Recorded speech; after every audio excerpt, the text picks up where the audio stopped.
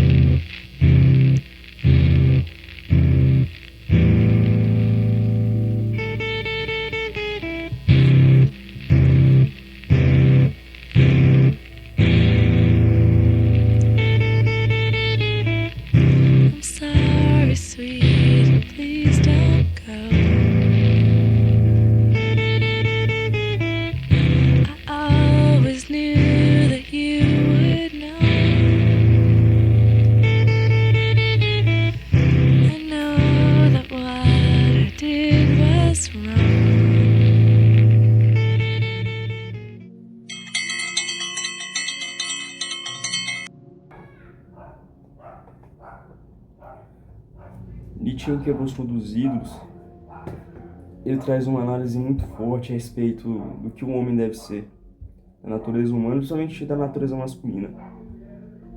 Ele traz o começo da ideia do que seria o Obermensch, que ele consegue trazer em Assim Falou Zaratustra. Mas nesse livro em específico, Crepúsculo dos Ídolos, Nietzsche diz que o homem perfeitamente acima da moral tem que criar sua moral própria e viver de acordo com a sua própria consciência. À primeira vista, tudo que Nietzsche fala parece ser coerente, parece fazer sentido. Só que numa análise mais profunda, Nietzsche cai em erro. E eu quero fazer essa analogia com esse outro livro aqui, Dom Casmurro. É um pouco distante um do outro. Eu acho que até se poderia dizer com Crime e Castigo, mas Dom Casmurro seria um exemplo mais nacional. Gostaria de fazer exemplo. Nietzsche começa criticando a filosofia clássica, a filosofia moderna, em toda a base da filosofia aristotélica e socrática.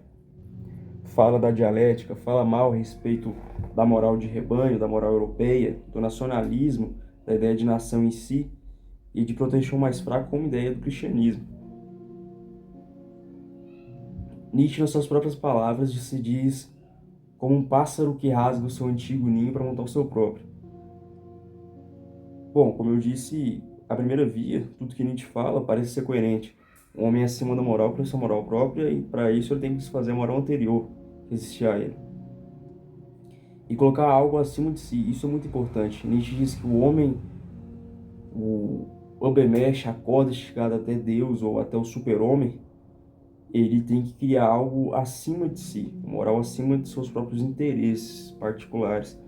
Só que ele consegue pecar nisso, porque o mundo moderno se baseou nisso, não na ideia de Nietzsche especificamente, mas na ideia de um homem que segue a própria moral e o próprio desejo.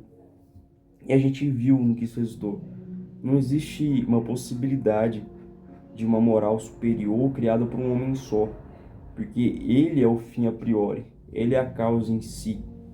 Então, se ele põe algo acima de sua cabeça, a qualquer momento ele pode revogar isso, porque não existe um motivo exterior a ele, só simplesmente ele próprio. Então, o homem seria individualmente Deus, e um Deus indivíduo humano, sendo um homem pecador, cheio de falhas e erros, diferente do Messias cristão, ele poderia trocar sua moral a qualquer momento. Falando com essas palavras, até agora não se dá a entender o sentido que quero dizer. Mas se formos para esse livro aqui, Dom Casmurro, se percebe quão miserável seria a ideia de Obemesh. O personagem principal cresce com a sua futura mulher, seu amigo, entra para o seminário, quase se torna padre, sai, consegue se casar, tem um filho, mas por uma suspeita de ciúme, fica feliz a ver seu amigo morto, se separa de sua mulher, e quando seu filho morre de malária no Egito, se torna alegre e vai viver uma vida buena na capital fluminense. O que se percebe com Dom Casmurro é que ele é um homem completamente desprendido da realidade empática. Ele não se importa com os terceiros. Por mais que se tenha a ideia de que sim, ele pode ser traído, a ideia de desejar e ficar alegre com a morte do seu próprio filho, de não se importar mais com a vida, se percebe que o Dom Casmurro, assim apelidado por aquela mulher do metrô, bonde, não lembro muito bem, ele se torna um personagem amargo, ele se torna uma pessoa sem sentido. Tal como Memórias do Subsolo, ou qualquer filme background, ou não sei como é que é o nome desse estilo, mas Taxi Driver, Nitcal, etc. O profissional, o personagem desprendido da realidade, ele não tem um porquê maior, ele não tem um motivo maior, ele vive a vida simplesmente por instinto.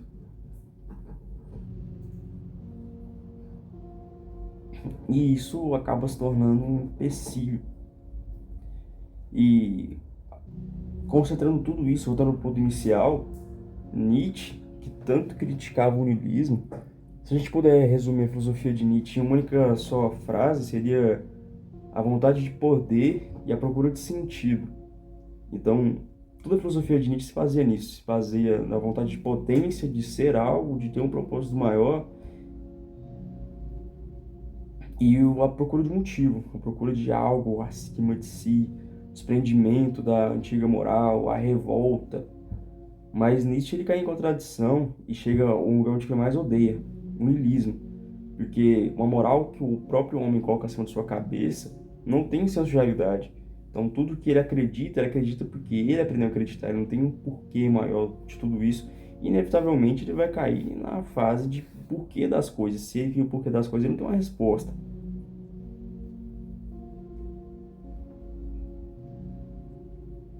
E é impressionante como isso tudo vai voltar para a moral cristã.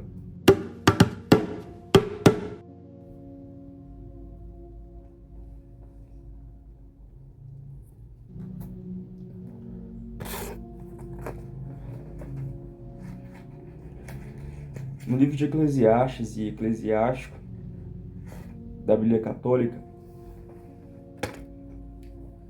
se diz sobre lições de vida, sobre o tempo próprio, sobre como o homem deve se tratar, como deve se tratar a respeito dos mais velhos, das pessoas mais novas, das mulheres, da vida em si, dos negócios, de Deus. É basicamente o livro que Salomão escreveu para o seu filho, para a sua vida futura. Salomão já velho se preocupa como vai ser a criação do seu filho, então ele escreve Eclesiastes. E Eclesiástico não é escrito por Salomão, é escrito por outro profeta, não sei se é profeta, posso estar errado, salvo engano, mas é um livro que eu não sei de quem é a autoria e diz basicamente a mesma coisa de Eclesiastes. É uma conjuntura de lições de vida e de moral a serem seguidas. E de todo esse amparar de lições, ele ensina que a vida, que tudo é vaidade, toda a procura humana, a ânsia de poder, de renome, como Nietzsche tanto fala, tornai-vos duros, não sede como carvão, mas como diamante que se age sob pressão, sem um propósito maior que, na moral cristã, é Deus. Deus é o propósito maior, ele é o fim de todas as coisas. A teose ortodoxa, a teose, diz que o homem, como Nietzsche consegue dizer, que para ele não é Deus, é o Ubermensch, mas é exatamente a mesma analogia. O homem é uma corda esticada até o seu objetivo maior, que é se tornar parte de Deus, não filho consubstancial ao Pai, como é nosso Senhor Jesus Cristo, mas sendo um indivíduo e parte do plano maior da vontade divina. Como Paulo diz, não sou eu mais que vivo, mas Cristo que vive em mim. Então, diferente do que Nietzsche e toda a filosofia moderna cai a tentar abandonar Deus, de dizer que encontrar um próprio propósito maior, acaba caindo no niilismo, inevitavelmente vai cair no niilismo, porque o propósito maior dentro do homem não existe. Um homem, indivíduo, mais velho, sabe o que seja, ele não vai ter a certeza absoluta de nada, porque ele vive contradição da carne, do espírito, da vontade, do interesse próprio. O homem, ele vive assim, é uma coisa inevitável.